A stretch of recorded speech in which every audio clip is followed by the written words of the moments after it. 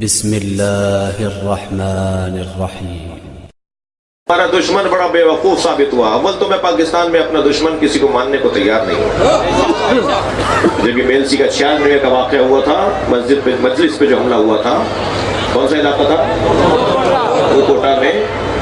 وہ مجھے یاد ہے، میں اس وقت میں اتفاق سے کوئی ملتان میں تھا، ہاسپٹل میں میں زخمیوں اور شہیدوں کی خدمت میں رہا کچھ دیر۔ تو ہم نے تو مسلسل جنازے اٹھائے ہیں، مگر اس کے باوجود یہ جو ہمارے نام کے ساتھ اپنا نام جوڑ کے پاکستان کی دیواروں کو کالا کرتے پھرتے تھے نا، وہ آج کہیں منہ چھپائے بیٹھے ہیں۔ میں تو اپنا دشمن، کوئی ہمارا دشمن نہیں ہے پاکستان۔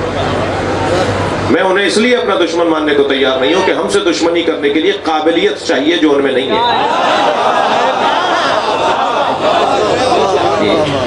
عدم قابلیت کی ایک دلیل یہ ہے کہ وہ ہمارے بدن کو مارتے ہیں، ہم ان کے نظریے کو مارتے ہیں۔ بدن تو بہرحال مرے گا، بدن تو بہرحال ختم ہوگا، کسی نہ کسی وجہ سے، سبب سے دنیا سے جانا ہی ہے۔ وہ کون سی چیز ہے جو باقی رہتی ہے؟ نظریہ باقی رہتا ہے۔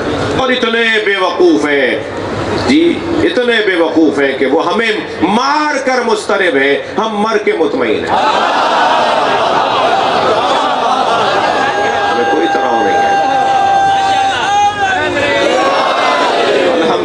الحمدللہ بہت ہی اطمینان کے ساتھ آگے سفر بڑھ رہا ہے، اور یہ سفر انشاءاللہ اور آگے بڑھے گا۔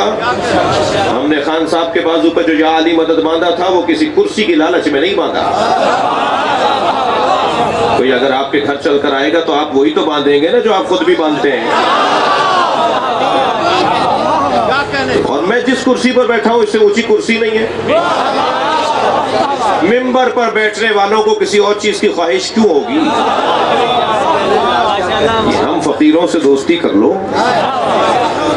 ہم فقیروں سے دوستی کر لو، گر سکھا دیں گے بادشاہی کے۔